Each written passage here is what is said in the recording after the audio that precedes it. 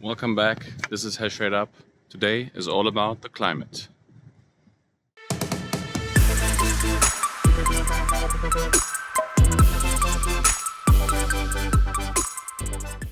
At Bitcoin Atlantis on Madeira, I sat down with Jeff Booth, who doesn't need any introduction, and Harald Rauter, climate expert, to talk all about the current system, how we've put ourselves in this position, and how we can get ourselves out through Bitcoin, and especially Bitcoin mining. Stay tuned. Enjoy. All right, guys. So like I said in the introduction, I'm here with Jeff Booth, Harald Rauter. We are at block height 832661. Hash rate on the 30-day is at 570 exahashes before the halving, and hash price now after the nice price increase at 106. It's going to be very interesting to see how much hash rate can really keep up. Guys, thank you very much for making the time, for making this happen. This is a bit of a different setup than what I usually have at home, with like one webcam pointed at me and all the control in my my two hands. So yeah, again, thank you very much for the time and welcome. No problem. Thanks for having us. How has the conference been going so far? We've only done 2 hours. Jeff, you helped plan this a little bit as well. How much went into planning and how much has gone to plan so far? Lots went into planning. We'll see how things go to plan at the conference. But I would say the people that are here, this seems like an incredibly high signal event. Great people. You got everybody. It's incredible. Yeah, it's incredible. I'm not just talking about the speakers. I'm talking about the people in participation. It's just incredible people here. How are you, Harald? Not much more to add. It's an incredible island, super welcoming people, nice weather, and it seems like everybody is really in a good mood to exchange, to mingle, and to share as much signal as possible. 100%, yeah, definitely keeps up with Cape Town as well. That's always my baseline, right? Coming from there, it's a city of beauty, so definitely. And driving here is a lot of fun. There's not one straight road. Guys, today we're going to speak about what Harald is working on, how we fix this system from inside or outside the system. We're going to try to bring it back to mining somewhere. That's going to be my job. But maybe Harald, maybe you can give people a brief introduction. I know you've been on What Bitcoin Did. That was a while ago, right? That's a while ago, yeah. Give people a bit of color to your person and what you're working on. Yeah. Well, thank you. Yeah. So I'm a biochemist by training, actually, but I've not been working in that field for quite a while. I've been working for the past 10 years, mostly in the venture capital space, specifically on scouting, identifying early stage ventures that help us to decarbonize our economy from a high carbon intensive economy, essentially fossil fuel based, to a carbon extensive economy.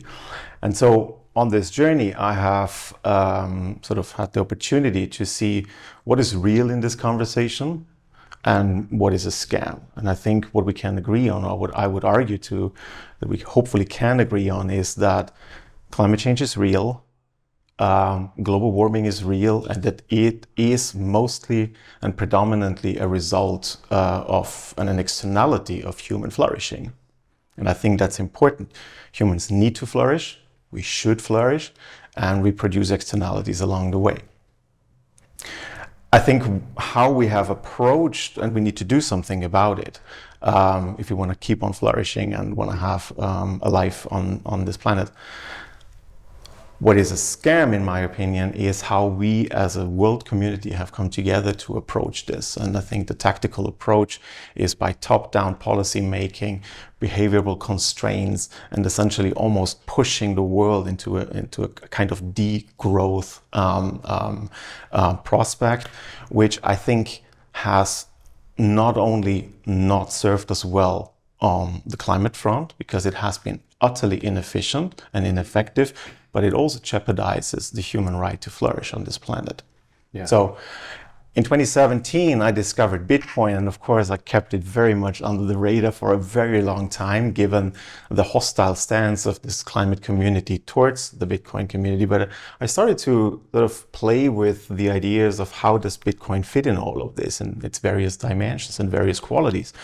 And to make a long story short, I'm now at the point where I'm thinking that we have substantial evidence that Bitcoin is in fact the X factor, the enabling catalyzer to if done well, serves both purposes, that it serves the planet and it serves human flourishing. And so currently I'm working on an investment thesis that sort of puts Bitcoin in the center and sort of caters upside to let's say climate sensitive or climate conscious capital on the one hand, but also builds a rail towards the Bitcoin ventures that actually produce this positive effects, both for human flourishing as well as for the planet. And I think while there is still a huge gap to cover, there's a lot of misunderstanding vis-a-vis these two spaces, but I think it's incredibly important to build this bridge so that we can actually, unlock a lot of capital that is available and put it to work where it actually produces positive results. I think some of the stuff you mentioned has a lot to do with energy, and it's going to be very easy for me to get to mining. What I would like to understand from you, Jeff, is, again, and I think you've explained this multiple times, maybe we'll tackle it from a different angle. Why have we arrived at a point where growth means placing 56 tons of fast fashion items in a desert somewhere? Why is that growth to the current system? And why isn't it, obviously? Yeah, and this is so, I'm going to qualify this first. Any of these issues that are within the system, climate change is one of them, politics is another, all of these issues cannot be solved within and people get polarized on they believe it or they don't believe it. And the truth is we don't know, right? There is some evidence, then there's some evidence against, and we don't know. And I might lean one side, but it doesn't much matter. The truth is bigger than that, right? And by polarizing an audience on one side or another, you actually make the whole system stronger because people are yelling at each other and they can't even listen to what's actually really happening. So to answer your question, the free market is deflationary.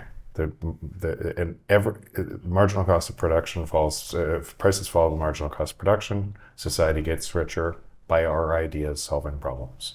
That is the natural state. That means every year society should be getting richer and working less. Not just part of society, the entire global population. That is a natural course. We are inhibiting the natural course through manipulated money. And this paradox should be so easy to see. Like, if just ask yourself, would you use Google if all of a sudden Google charged $2 a click?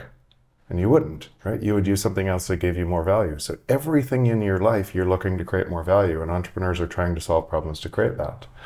And prices are going up. How is that possible, right? If we're the choosers of more value, that could only happen if we chose to get less value all the time. Or if something else was stopping that value from coming to us. And that's what's happening. We're stopping that value from coming to us. Now you add technology to that. And so if prices fall to the marginal cost of production and you have exponentially increasing productivity through technology, then that means prices should be falling exponentially. And we should all be getting richer exponentially all over the planet. And then in that, and if you connect to that, then when people talk about growth and where we are, then growth should equal faster deflation. Yep. Right? That's where we are. And it is the manipulation of that that touches everything we're talking about, not just what side of the climate change and all the fight, because you have to keep people stuck inside a system, you have to divide them. Because then they will make the system stronger, because they will all both believe inside that system and they'll drive that system stronger. And you could actually really it didn't connect for a lot of people when I used to say it, because they hadn't gone through the work to understand the system they're living in is creating all the negative externalities. And a new system that allowed the productivity to flow to us naturally would solve all of the problems. But the derivative of that is you could just say inflation equals climate change. Mm-hmm. It's that simple. Yeah. It's that simple, because it's an unnatural. You have to grow. It's essentially saying, I'm going to grow forever by making up more pieces of paper of units to make everything else scarce. And inside, every single person on the planet has to work harder and harder. They need 2 cars, they need 2 jobs to be able to pay 2 jobs. And they all think, and they're trying to get ahead of each other while everything's getting more scarce. And they're dividing everything. In that system, when you say the inside the system, then I can totally understand people who don't believe in climate change. Because whether it's true or not true, because the system's lying to them about everything else, and the system must create more lies to be able to keep control. So then people start to say, well, if you're lying about that, right? If you're lying, what else are you lying about? Then what else are you lying about? And that's where societies are ripping apart. And people are they're so sure that they're right within that system, they can't see the bigger picture. Right. So that's what's happening. What you said is, I 100% concur. If you read anything in mainstream media on Bitcoin, you realize that they don't know what the hell they're talking about.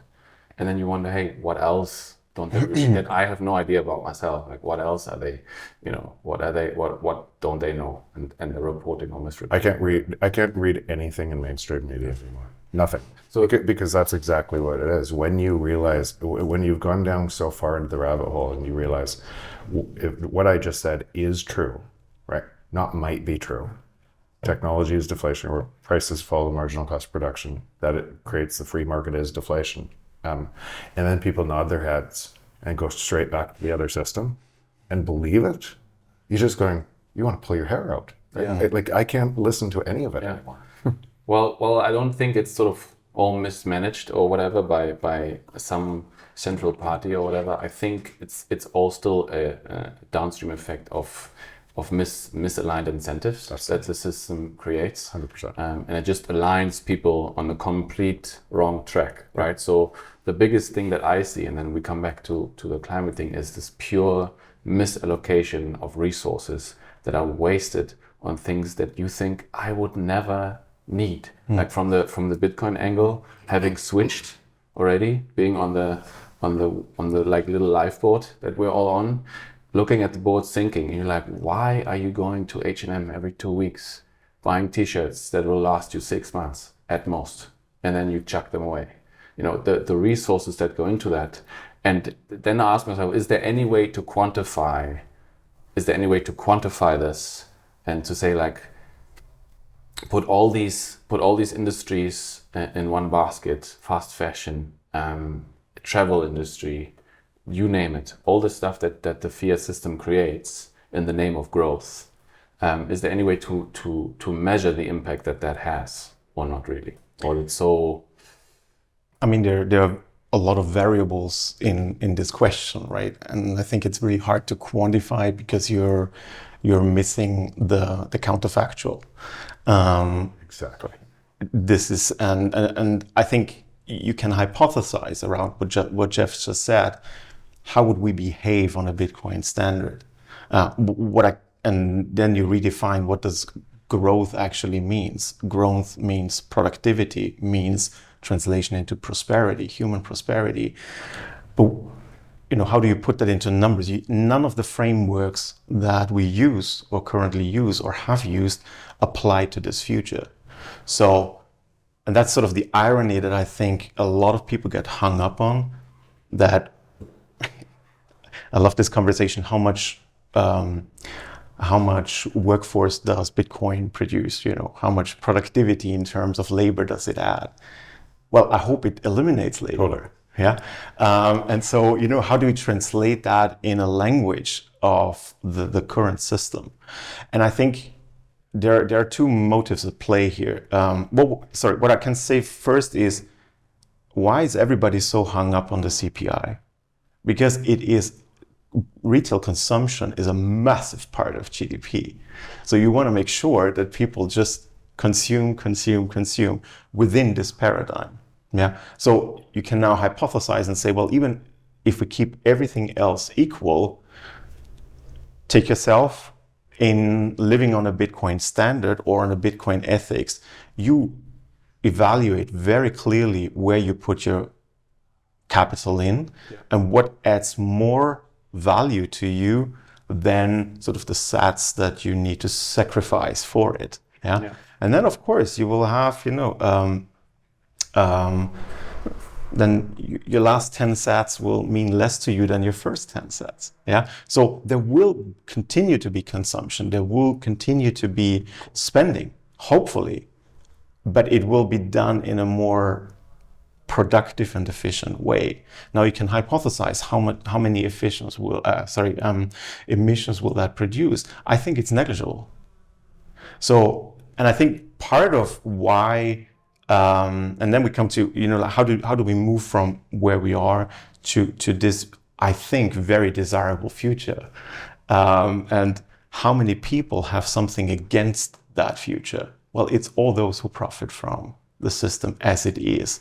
And as you rightfully said, I think we have unleashed a dynamic in terms of money printing, an irreversible dynamic that just will continue to press and press and press more money. But it will add a lot of overheads where a lot of people will profit from. And all of those people will fight this future in a very egoistic way. And they do so completely ignoring that they're jeopardizing maybe their children's future or their children's well-being. Yeah, I don't want to even make it that dramatic that civilization will end. It is that dramatic. Yeah. It is that dramatic.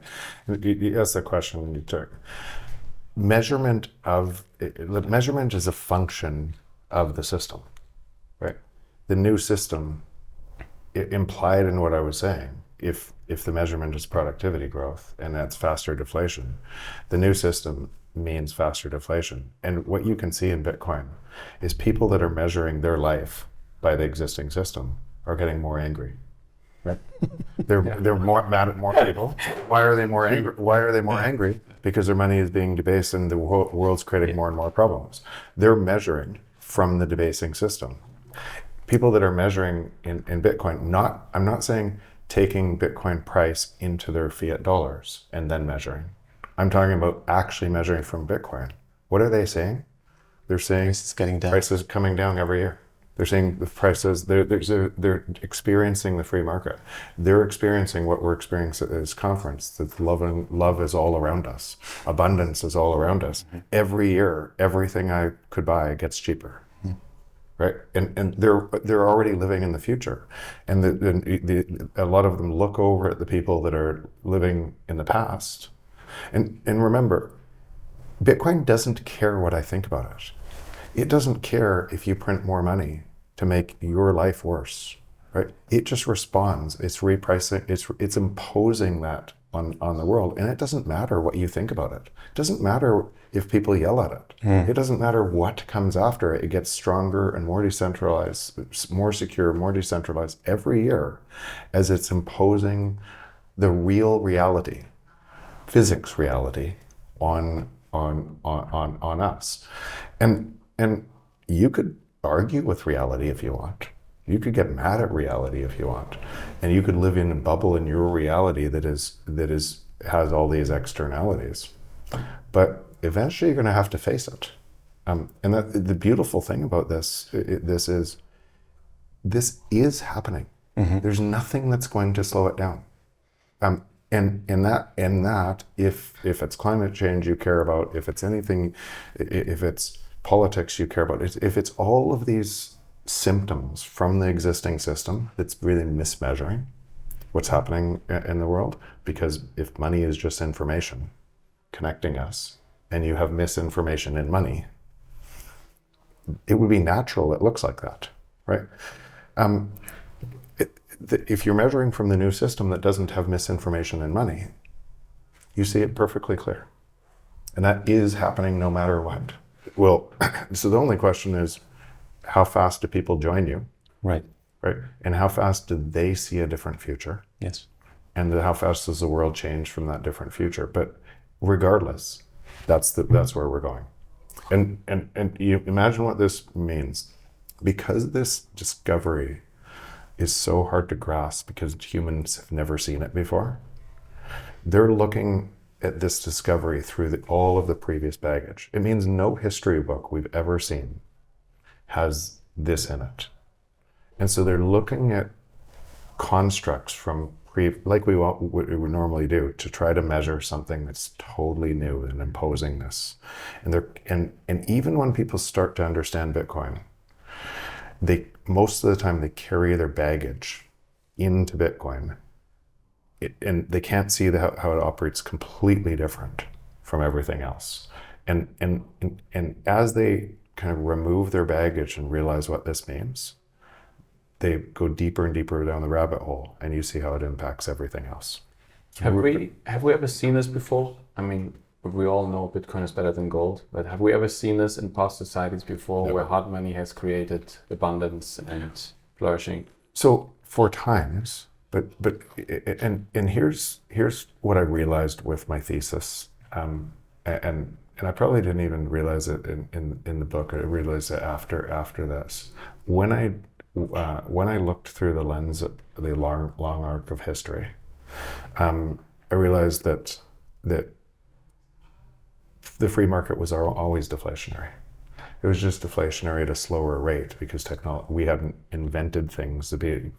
We live on top of this, right? All of who came before us creates faster and faster deflation, and what that would mean is, 2,000 years ago, 5,000 years, it went slower. Mm-hmm. And that means but there was always, if you could steal a tiny little bit of productivity from the entire population, right, then you could enrich yourself and slowly, and they wouldn't notice, right? Because if the natural market is deflationary, and you could skim off a little bit top, because most people measure inflation from zero. Yeah. But they shouldn't be measuring from zero. They should be measuring from the rate of deflation. So if you could skim a tiny bit, you skim from everybody on the planet, or everybody in Rome, or and you do that for a long time, and then you get to this thing that it breaks, and people start to notice, and because inflation has to go up higher, and then people start to, what's going on, and then you have to create an enemy within your state or country to be able to convince those people it's those other people. And then then you have to create an enemy outside of your borders to get your people to go to war, because those people are going to take your rights. Yeah. And then you reset it all again if you win the war, and it starts again. I mean, and that's history, and that's our entire life history, and largely because when you go to gold could be centralized. So you had these pockets of windows that looked like they worked for a while, and you had human flourishing under the most free markets. But then because of that centralization, you could trust that if you could have that power of centralization, humans would always take it, right? Yeah. And so they would cheat. And if gold worked to be able to create and stop that cheating, then it would have worked. We wouldn't need Bitcoin. Yeah. Right. So, and that's where this is different. It is truly decentralized and secure, and that's where people need to go deep enough to understand why this is a first and ever discovery, and why that would be so confusing if society, no one has ever seen it before. You have to rethink, instead of thinking and dragging what it looks like from your pre-existing baggage, you have to impose what this means and work from the future backwards. Yeah. And it's a totally different paradigm. But once you do that, all of the next steps, that's actually why, for me, I'm surprised that people are surprised, because I can see all of the next steps perfectly. Yeah.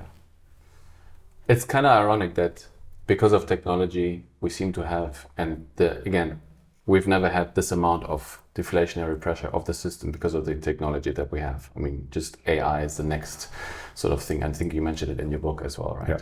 Yeah.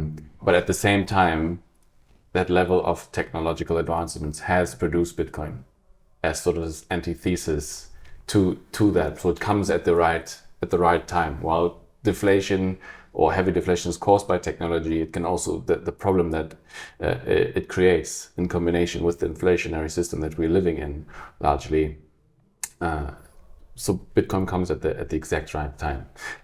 So Harald, what I would like to understand your thoughts around is how do we accelerate it? How do we get, because there is genuine efforts to make the world a better place, right? There's a large industry dedicated to exactly that question. How do we get them there? How does your thesis help them see?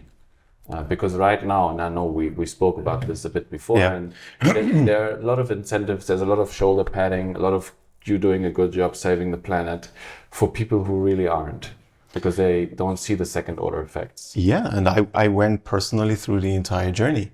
I started in the climate space in 2016. I had to explain what climate change is. Then 17, 18, Greta Thunberg came around. Suddenly it became a vogue topic. Suddenly everybody was interested in. Then the shoulder padding started. And I think where I just want to clarify is that all of those people have started from the right intentions. They do that because they want to make the world a better place. But as you said, rightfully, power corrupts. And if you give those people resources and power, create sort of power monopolies. Power monopolies will monopolize power, and they will continue to do so. And then, we have the whole ball game within the system for which, or as a derivative of what the system is designed for. And I think what makes Bitcoin so special is that it just shows one thing. If you repress people too much, they will find a way to create something that arbitrages that and gives them an exit out. Now you can do this. You cannot suppress it. And I think this is why totalitarian regimes are horrible, but there's always the spark of hope because people want to live and people need to live. I think the question is, how do we make this constructive, right?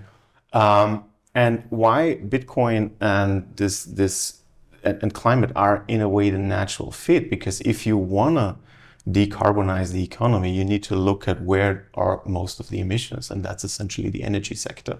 Yeah. So you cover about 75% through primary energy or a derivative of primary energy. And obviously, as we now know, in terms of pioneering renewable energy, scaling of renewable energy, balancing renewable energy heavy power infrastructures, monetizing stranded energy is an incredibly, where Bitcoin is an incredibly powerful fit. And I think one of the myths that have been cultivated and successfully cultivated is that if we own within the legacy system, if we only use less energy, then everything will be fine. Well, nothing will be fine. We will be incredibly poor because there's no such thing as energy poor prosperity. Yeah. So I think that's a very dangerous thesis, and a lot of the infrastructures and rails and narratives is geared towards how can we use less energy. But the truth is, if we look at the carbon balance between, how do we need to decarbonize in terms of getting emitting less CO2 or getting the CO2 that is already in the air out of the air, we will need, I would be interested to hear your guess, but I would probably say 100 times more energy. Yeah? 10 to 100 times more energy. And this is within sort of a consideration where the entire AI boom and all the business value that is generated on top of it is not even included. Yeah? And I think this is not anymore a Bitcoin specific conversation.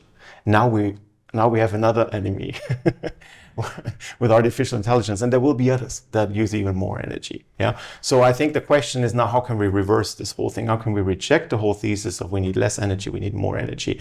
How can we incentivize the build outs, and how can we do so economically so that it makes sense? And I think one of the powerful combinations when we talk about Bitcoin, we need to see two dimensions at least. We need to see the mechanism of proof of work, consuming electricity to keep the network safe and alive. But secondly, there's also an immutable economics around it. And what people want to build reliable business and successful business is a meter that works now, that works in the future, and that works in the far future. And this is the promise of Bitcoin. And I think when we think about the repression and the climate repression, and I call it that way, that is happening and imposed on people, people have now an instrument where they can permissionless opt in and create value for themselves. And by design, this thing is creating a net positive outcome for the environment as well. And this is why I'm 100% with you. It's not an either or conversation. I don't impose on you what you need to think. I applaud you if you do something within the network. Be productive in the network. And if you only hodl, you're already giving this thing more value because you make more supply illiquid. If you're mining, if you're thriving to look for the cheapest sources of energy, these are natural tendencies that will continue. We don't even know what the next generation of revenue stack for mining is going to be, because the hash rate is going to be so high that not even methane will cut it anymore. Methane combustion will cut it anymore. But this is a natural tendency, and this is what we can rely on because nobody can tamper the system. I'm going to just, there's a piece of baggage into, because people say on the block rewards, you can't do it later on. You know why they think that? Because they're pricing in fiat. The block rewards, when you realize that all prices are falling in the marginal cost of production, and you realize the chase to essentially the new peer-to-peer internet is bounded by energy and creating energy abundance at the same time. Yeah. And the abundance that flows to human beings in the form of prices falling lower and lower and lower, those block rewards, even out 80 years from now, are lots. And there will still be a market competing to you don't have to create more fees to be able to create that incentive when you measure in Bitcoin. You only think you do when you measure in fiat. It's one of those examples that, because people can't see what this actually means because they're looking from this lens out instead of this lens back. Yeah, no, I mean, I was going to say that the AI piece, I feel like supercharges the good that Bitcoin mining will do in the world, because it pushes Bitcoin mining, it's competition in places where you can do both. And the margins with AI are much greater. Right? So per kilowatt hour, it makes a lot more sense. So it pushes mining further out of the fringe. Now we're looking at Ethiopia, super crowded trade. And Ethiopia, to your point, is a perfect example of what you just said for two reasons. First, when you are there, you will see how people will always find a way, even when the fiat system has created the most dire of circumstances. You will find people that find the most innovative business models to survive, right? That's number one. And number two is they have created energy abundance through misallocation of capital, electricity abundance, I should say. Largest hydro dam in Africa. People have heard me speak about this. They're using 15% of it, right? And Bitcoin mining goes exactly there and says, thank you very much for your misallocation of capital. You created electricity abundance for us. Now we're going to come and soak it all up. Listen to this. You'll love this. In Malawi, who was just there, they had their currency revalued again by about 50%. The kwacha, right? Kwacha. I was there, and the IMF imposed things like this. You have to build you have to build solar charging stations for EVs in Malawi.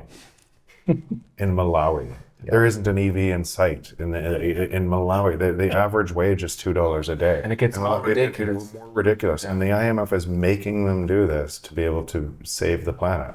So what's happening? So a whole bunch of Bitcoin miners are going in and creating free energy on these things that have been misallocated to capital, just exactly like you said, and it's moving the new system faster. So I'm hopeful because the incentives of this, you said something interesting, and I totally agree. Did Bitcoin come at the right time? If you look at how human progress emerges, it's always this. We solve problems, right? And where there's problems, there's always insight to solve that problem. There's so many people, and we that go and race and solve that problem, and then we solve that problem, and we go on to the next problem, and we go on to the next problem. And all of that solving problems is what I'm talking about in deflation. Right? Yeah. That's what it looks like. So if you don't believe we can solve problems, right, then you live in a control structure where others pretend to solve them for you, and it'll look a lot like it does. Yeah. No, again, I mean, I want to get into this energy abundance piece because, again, coming from that sort of African angle, founding my company around the premise of bringing more hash rate to Africa, development aid has, I don't think, created Terrible. much more misallocation than in Africa, where you It held progress back. Yeah, you can't find 100%. more on it. Like Ethiopia could be one of the richest nations in the world if they took this seriously, because they've got 90% hydro dams or 90% hydroelectricity in their grid mix, and it is super cheap, right? And they could again be one of the most prospering nations in the world. So this is really important to be, because if you're again inside this, there's a lot of people that think, okay, why isn't Africa doing this? And we need to give them more aid, and it's just a natural thing out of the system. What it actually really is today we have, and I hate saying this, so this is one of the hard things for me to unpack, Today we have slavery. Oh, yeah. We just don't move the slaves to us. We keep them there, and we revalue their currencies so we can extract their raw materials. And then we tell ourselves they can't have. So we have slavery today. It's just through a financial system that keeps them there. So no wonder they get on boats to try to get to the country that's stealing from them. Yeah. Right. And so when you realize how horrific that is, and there are so many people unlocked from being able to provide their minds to a network that is in service to us, you can't go back, but it's connected to this thing. And so all of those people, there's like you said, that aid, that IMF, it imposes this hardship to keep them there. Yeah. Yeah, no, I mean, it's, again, I use it as a very good example. Ethiopia has two options, right? To bring electricity to people, you need transmission and distribution. That costs a lot of money. In Africa in general, if you look at the continent, transmission and distribution is not very well built out. And I'm very certain that the future is decentralized energy pockets and people moving to them wherever there is generation capacity, right? So Ethiopia has two options. Either they can accept the IMF money, the development aid money, to say, hey, we need to build out these grids to bring power to people, to stop deforestation. Okay, cool. Then you need to make your people even more poor so that you can pay back the loans that you'll never pay back anyway, right? Or they can say, hey, let's invite everybody that wants to come, take the perceived risk, take a foot into the water and start mining here, produce revenue from the energy resources that we have, and use that money coming in to build out that infrastructure, right? And I think there's many, many more examples like this. We all know Gridless very well. They do a great job of this. Yeah. It's all private. There's nobody meddling in there, And there's a lot of hydro dams, for instance, that cannot be, with the current sort of classic methods, cannot be financed, because nobody's going to finance a 5 megawatt hydro dam when 4 megawatts of it are stranded. Right? And then saying, hey, we got these Bitcoin miners, they're going to send you out the door, because to them it's not a bankable customer, right? All the Bitcoin miners say, thank you very much, that's cheap power, let's do it, And here's one more thing that I want to say is, to some extent, the Bitcoin price has, I think, an effect on how much Bitcoin can do for the current system, because when Bitcoin was worth nothing, there were no multi-million companies that could build capex for electricity infrastructure, right? But now that Bitcoin is at 60, 70, wherever it's going to go, all of a sudden you've got a market cap. You can take on debt. You can now say, hey, I'm going to invest in electrical infrastructure and help Bitcoin mining flourish through it, right? So there's some paradox there as well. I like the idea of framing Bitcoin as an option on future prosperity. And essentially this option is constantly repriced. So essentially, it just essentially is a pivot, and it's a proxy for how much do people distrust the existing system, and how much do they trust that this is actually a viable platform to build a prosperous future. And obviously, I understand why legacy institutions are scared of this thing, scared to death. I mean, by design, it intermediates the entire existing legacy institutions. So this representative institutionalism in which we live in, which was super comfortable for quite a while, is essentially already discounted fully. Yeah. A lot of unproductive stuff that is essentially done peer-to-peer. And I think what is different about Bitcoin in the context of how connected the world has become, information just flows incredibly fast. So information velocity is enormous. That's why the comparison to the gold ETFs in 2004 is completely ridiculous. Yeah, it is not gold. It is not one single thing. It's a multitude of things, and everybody can come in through their individual angle and can generate value for him or herself and bridge this to their communities back. We have spies in all institutions. We have sleeper cells in all institutions. And I would argue this is exactly what you should say. This is because you will never, as an outsider, get the social capital, the relationships, the intimacy with these groups that you would never have access to as compared to a sleeper cell who is orange-pilled within those institutions, and you can multiply the message. Yeah. And then you have one standard that coordinates globally. I mean, that's the most incredible idea that you can possibly think of. So it's ridiculous to think that you stop this anyways, but I understand why you would try to. And so I think this is a lot of I love the diversity within this group, and everybody comes in through their individual angle. And I think once you leave the baggage behind and in front of the door, it becomes a huge asset to the community. Now, and exactly, I'm not arguing anyone should now convert to a climate change believer. Because you are in this space, you are producing that positive outcomes. Whether you want to or not. You are my friend. Yeah. I support you. And in an inelastic systems, you will generate value for everybody. And the output of what you creates value for everybody else. Correct. The people who drive the change often don't care about money because they've got a ton of it and they've been patted on the back by the existing system enough. So how do we get those guys? Because I'm here because number go up, right? Back in the day, number went up, found the system, understood energy. Okay, shit, now I'm here talking to two great people about deep shit on Bitcoin mining and the existing system. It's a fantastic ride. But the question is, how do we accelerate this? How do we get people that don't really care about the money, that are capital allocators, to see this and to stop? So in time they will. How did Galileo get people to realize that the sun didn't rotate around the earth, right? Yeah. It was a truth. And how did that happen? He took a telescope and looked outside the system that everybody else was measuring. And he had the only telescope that looked outside the system.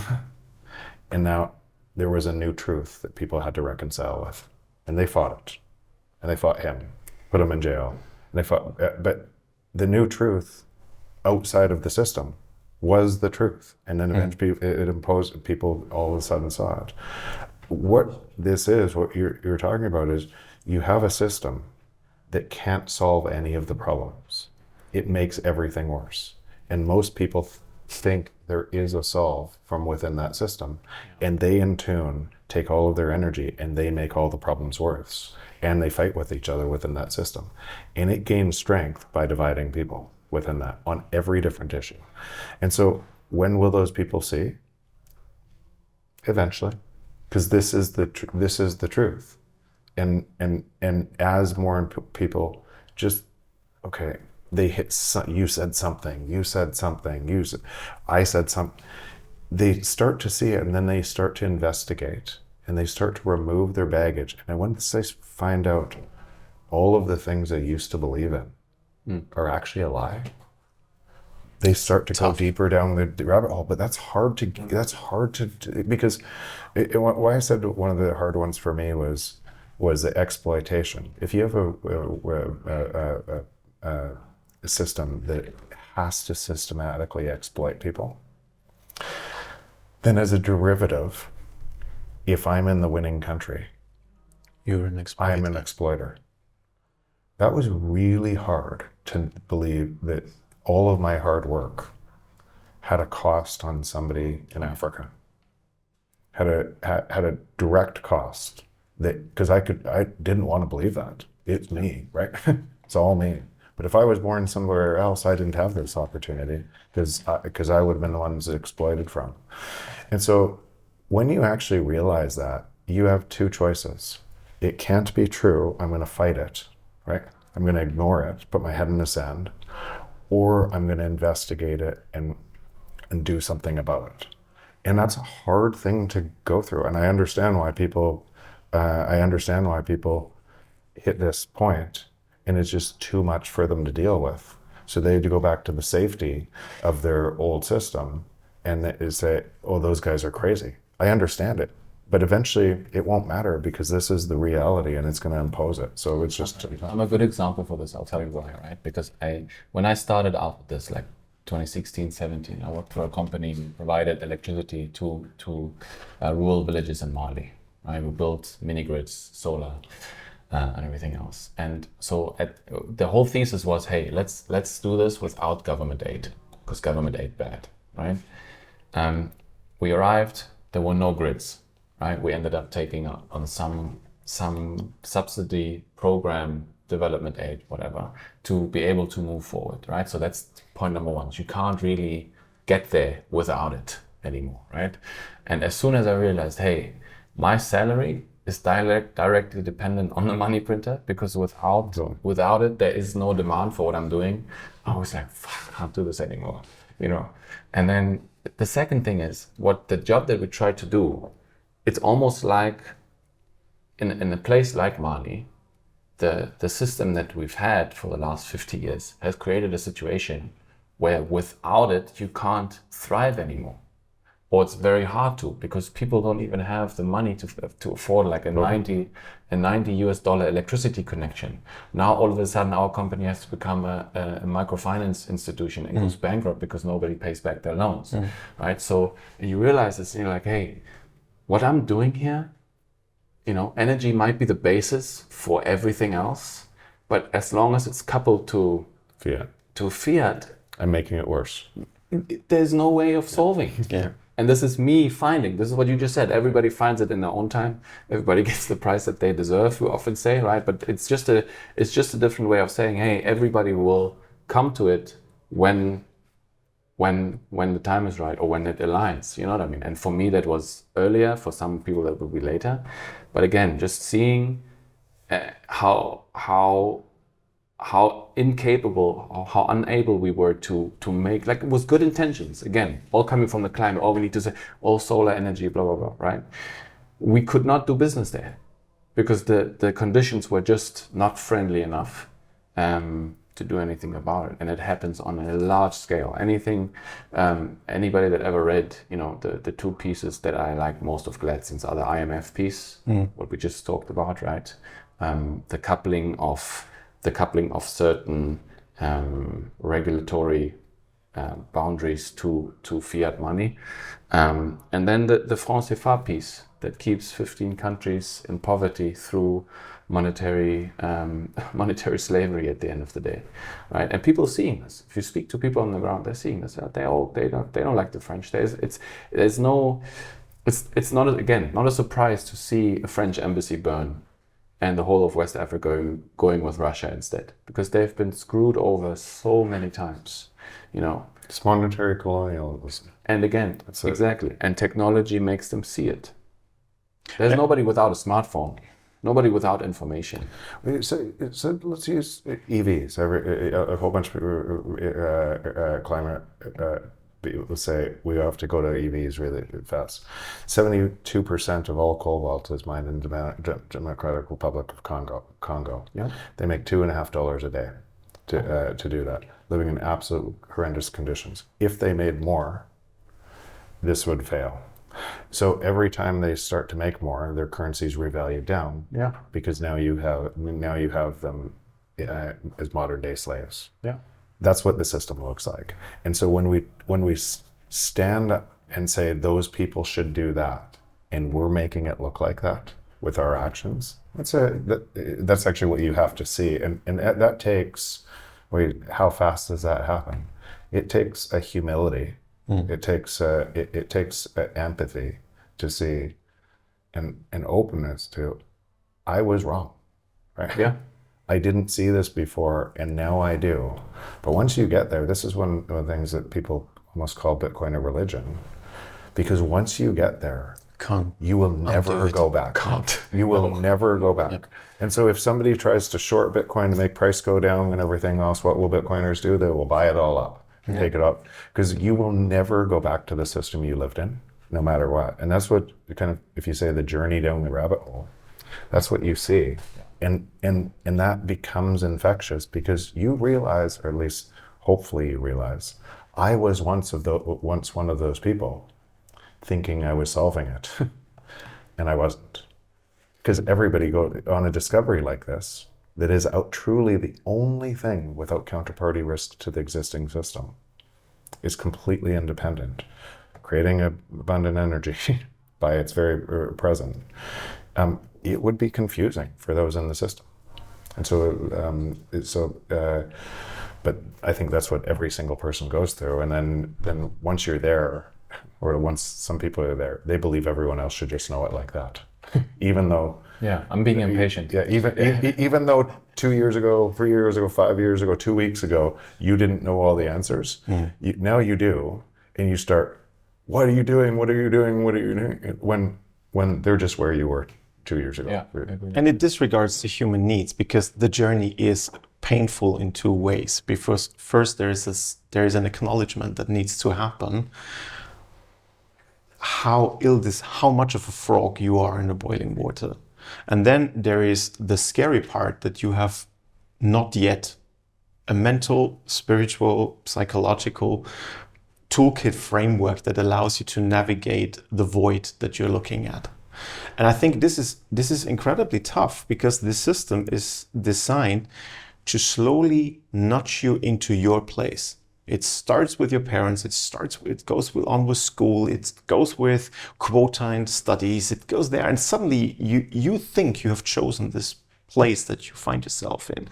Like you find yourself in the place where you accept GZ money to do something, and you think you're doing good, and you need to.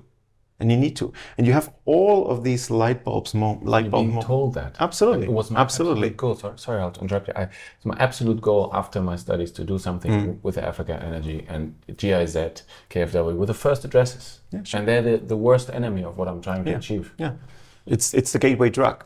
Yeah, that affirms you. And then that group says, "Oh yeah, you're doing such good work. Your parents, you're saving the world," and you don't want to believe you're not. That's really hard. Yeah, it's really hard. That's why I totally empathize with people's journey. I do agree. It's mostly incentives into this. I'm fond of saying there is no they. It's we. Yeah. Right. It's all we. Yeah. There is no they. They are only they because of the power you give them by yelling at them and creating more power for them. Right. And it's all we. Right.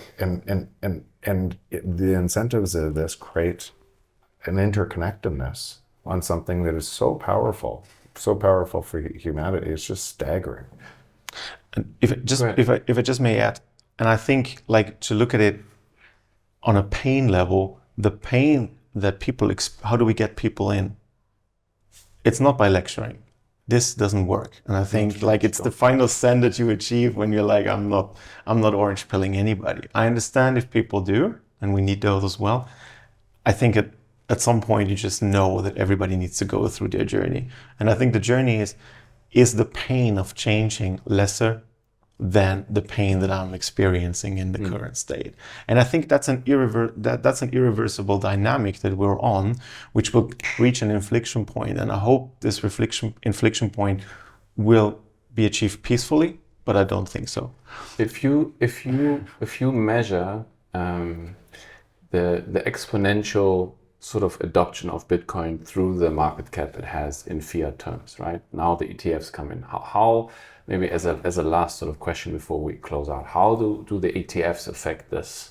The number go up, switching the system around. How much? Because I mean, those are the very guys that came up with the ESG stuff, right? How does them seeing Bitcoin for what it is affect what we talked about in the last 45 minutes? Yeah, I think it's, if you allow me, I would rephrase the question, because the whole ESG thing is a scam in itself, created by the old system. I think where we need to break it down to is the individual incentives and motives, and people want ways out. And what everybody in this community can provide is a legacy that, if not carried as a baggage, is an asset for Bitcoin, because it connects two worlds.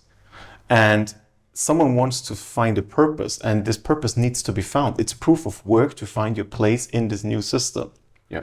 And I confess I'm still searching. Where is it? Where do you fit in? But we pivot. We try a little here, we try a little there. And somehow you see, there's traction. This is interesting. There is resonance. It does me good. It does the other person good. Something is happening. This incentivizes me to go further. And I think this is exactly those conversations that we need to have, but on an individual level. And people are scared. People live very schizophrenic lives in terms of what do they believe or have to believe as a function to make their ends meet, and what do they believe as a person.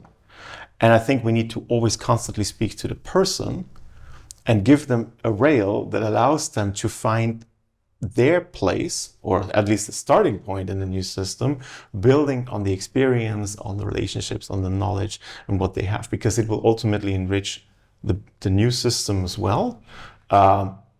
And there's anyways Bitcoin that is immutable, that sort of sorts this thing all out and synchronizes all of the actions. And I think if you would have asked the same people 5 years ago, in 5 years we will have ETFs, we will have institutional acceptance, we will have suits buying up our stack. You would have probably said, it's not going to happen, that's bullshit.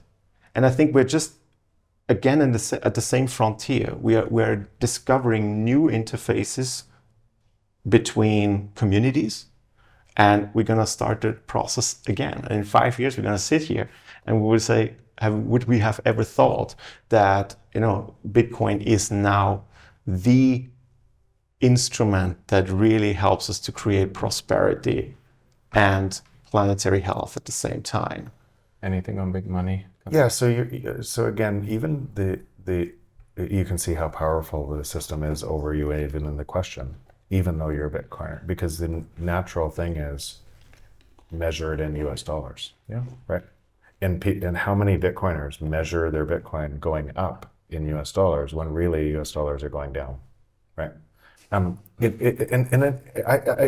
boggles my mind. It absolutely boggles my mind, because those same people look at people in Argentina with crazy inflation rates and can't imagine that those people want their pieces of paper. Why didn't they see it? And then they immediately just don't do the same thing by measuring Bitcoin in their currency. Immediately. It's crazy, right? All prices in Bitcoin are falling forever. Forever. It's the free market. All prices, if you measuring converting to your US dollar or any other currency, it'll look like Bitcoin's going up forever, right? But the true measure is all prices are falling forever. And so now there's a whole bunch of people that eat ETFs that, because this is so powerful in their world, are going into ETFs because they think Bitcoin's going up in value. Yeah.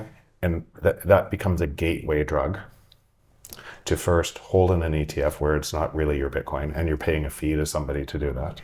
Right. And give me the money so I can pay a fee. So I'm holding your Bitcoin.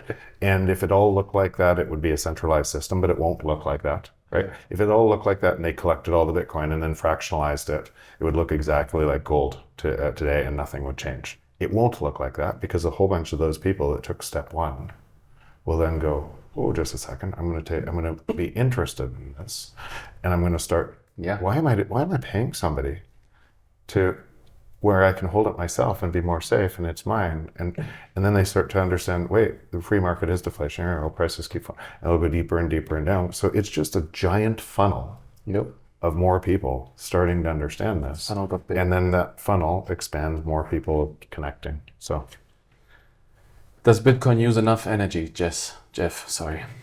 So it will use way more energy, and that will be the best thing for our planet, right? Because it's creating abundant energy. That's the thing. So when you think about it, just think about a new peer-to-peer internet. That actually, I'm going to go back. I'll say that in a second. Economics is super simple. People believe it's hard because it forces. Then other people are smart, and you need a PhD. You need a PhD, and I have to trust those people. And inflation is something that's required in economics. It's just theft. It's simple. It's simple corruption. Now I understand that you can't have deflation from an inflationary credit-based system. I totally understand that. So people are conflating two different things to say we can't have deflation. And they're right. Deflation from a credit-based system resets everything. It's just a cascading spiral where you don't have anything less because there's no money. It's just credit. And credit collapses in that system. So they're right, but they're conflating that with all economics is probably two simple concepts. Prices follow the marginal costs of production, and we trade with each other all over the planet to get more value. Amen. That's it. It's that simple. It's really that simple. And we create, and what that means is anything that gets stuck as prices fall and creates more margin opportunity, as we create abundance everywhere. And where would the entrepreneurs go? They would go to the things that are stuck. They would create the problems, and they would attack them in every different way to create unstuck and create more abundance. And so it cascades, it gets better and better and better.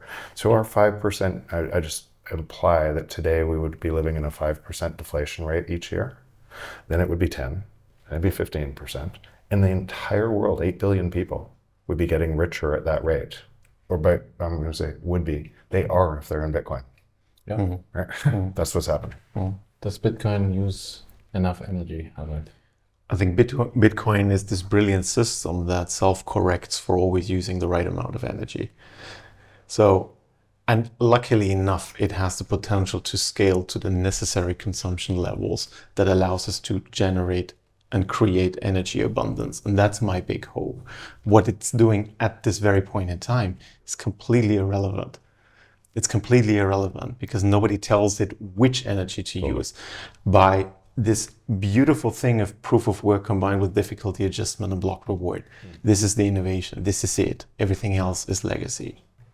Can I give you one more? Sure. Because there's somebody on Twitter, and I can't remember the name, but it came up a really great analogy, and using some of my work in Price of Tomorrow to come up with this analogy, and I just thought, wow, I wish I came up with it. but they compared energy to a baker, right? And then a baker kind of at the end of the day throws out all the bread, and then if somebody came to them and said that's unused, if somebody came to them and said, I will buy all of your bread that's unused forever. But I wanted it at a discount, right? Then the baker would, wait, I'm going to create some more. I'm going to create more. And then, well, can you buy that too? Yes. You can buy it. As much as you can create. Wait, I'm going to power up everywhere. Can you buy that too? Yes. You can buy it. That's how it creates energy abundance. And the beautiful thing is it creates energy abundance because the free market creates that energy abundance, and it sops up that energy everywhere, no matter where it is. And we have abundant energy on this planet. We just didn't have a pricing mechanism to get the abundant energy. And so now we do. It's so simple. Yeah, electricity is not scarce. Yeah. Just in certain areas and times, you got to solve for that. Anything that I didn't cover, Harald? Anything you want to add? No, thank you. Nothing? Nope, all good. Guys, thank you very much. I hope you learned something new. Send some hashes my way. Thank you, Jeff. Thank you, Harald. Bit less mining content this time around, bit less petahashes, joules per terahash, and fleet discussions and what. Next Sunday we'll speak mining again, I promise. I really hope, again, you learned something new. And with that, bye from all three of us from Bitcoin Atlantis on Madeira. To everybody that's listening from the conference, I hope you had a good one. And yeah, see you around. Thank you guys. Bye-bye. Cheers. Thank you. Thanks.